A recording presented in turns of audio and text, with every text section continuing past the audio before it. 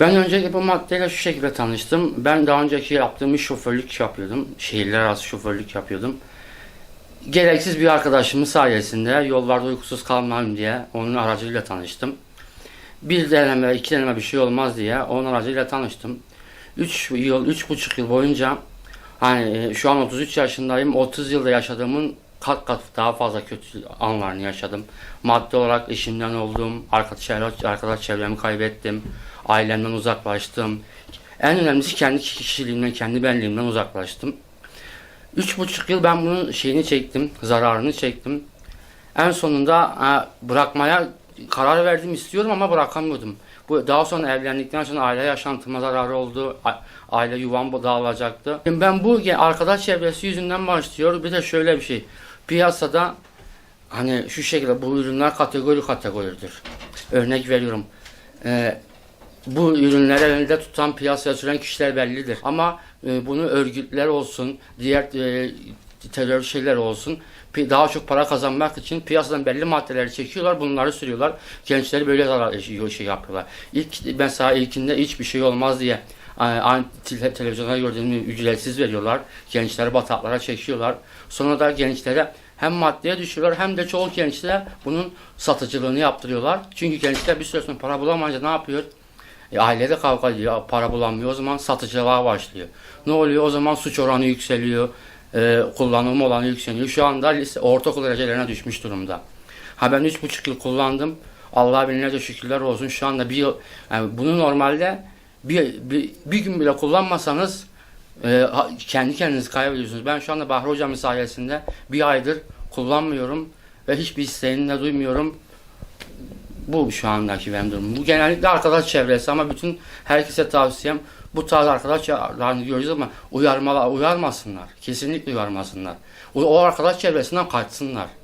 Yani sen arkadaşımsın, içme falan demesinler kesin. Çünkü bir insan bunu tutup da içme falan diye arkadaşını uyarmaya kalkarsa o insan bunu içer, buna başlar ve o zaman alışmış olur.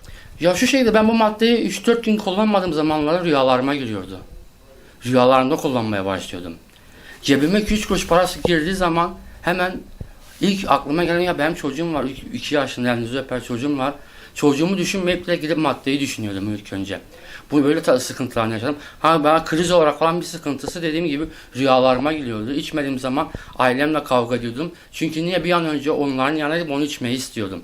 Ailemden bunu gidemeyince aileme çatıyordum. Çocuklarımla, eşimle kavga ediyordum. Oldu, öyle denediğim anlar oldu. Bırakmak isteyip denediğim anlar oldu ama işte dediğim gibi önümde bana bir yol gösteren olmadığı için, bir aydınlatıcı kimse olmadığı için ailem de detaylı bir şekilde bilmiyordu. Ta ki Bahri Hocam'la tanışana kadar Bahri Hocam bize yol gösterdi. Allah razı olsun binlerce kez. Onun sayesinde kurtuldum. Şu an bir ay oldu.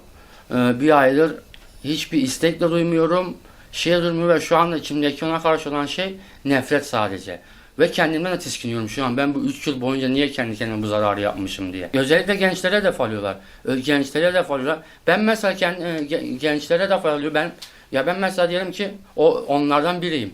Ben kullanıyorum. İşte bir süre sonra artık alacak param şeyim kalmıyor. Satıcılığa başlıyorum. Ben satıcılığa başlayınca ne oluyor? Ben kime satıyorum? Üstüme satamıyorum. Bir alt kadememe satmaya başlıyorum. Alt kadememi alıştırıyorum. Onlar da satıcılığa bir alt kademeye düşüyorlar. Bu böyle şu anda ortaokul seviyelerine düşmüş durumda. Bu durum böyle devam ediyor yani. Yani millet kendi, çünkü bunu bir de nasıl diyeyim size, kullanan çevreler hep böyle kenar kesim çevreler. Yani bizim gariban kesim çevrelerimiz kullanıyor. Öyle zengin kesimde zaten onlar şeylerler. Ana üreticilerler. Onlar şey yapmazlar. Yani ufak tefekle uğraşmazlar. Onlar toptan satarlar. Küçüğe bakmazlar. Gariban kesimi oluyor her zaman. Bunu satan insan nasıl satıyor? Alışıyor ilk başta maddeye. Alışıyor. Bir süre sonra maddi bir kaynak bulamadığı zaman, çünkü bunu içen adam işinden oluyor. Ailesinden oluyor. Kendi özel hayatından oluyor. Ben bunları yaşadım çünkü kendimden biliyorum. Her türlü maddi şeyini kaybedince ne oluyor? Bu kez satmaya başlıyor. Gidiyor örnek vereyim, bir tanesini anlaşıyor. 1-1, 2-2, 3-3 alıp satmaya başlıyor. O zaman hem içiyor hem satıyor. Hem içiyor hem satıyor. O sırada başka kişileri de alıştırıyor. Benim o günler son şu 3,5 yıldır hayatımda yaşadığım en zor günlerimdi.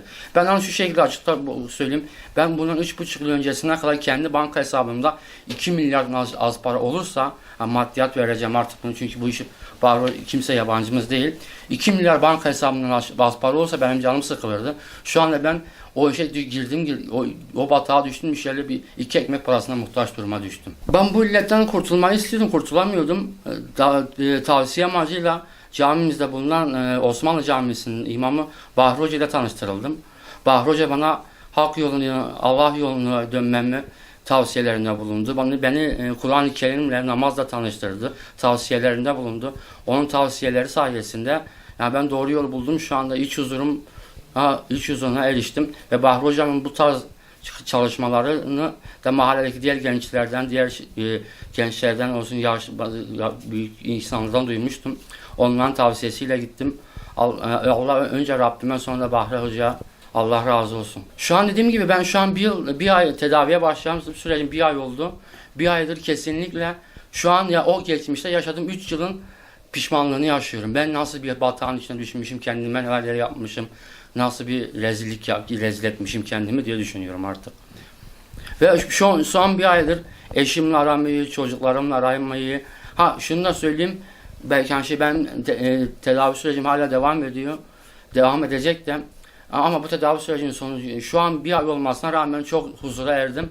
Daha ilerleyen zamanlarda daha güzel şeyler olacağına inanıyorum yani. İnsanlar bu tarz maddelere ne için başlıyor? İçlerinde bir boşluk oldukları için o boşluklarını Kur'an-ı Kerim'le, camilerle doldurabilirler. O boşluklarını, boş zamanlarına bütün ben inanıyorum ki başta Bahri Hocam olmak üzere bütün cami hocamlar kimseye geri çevirmez.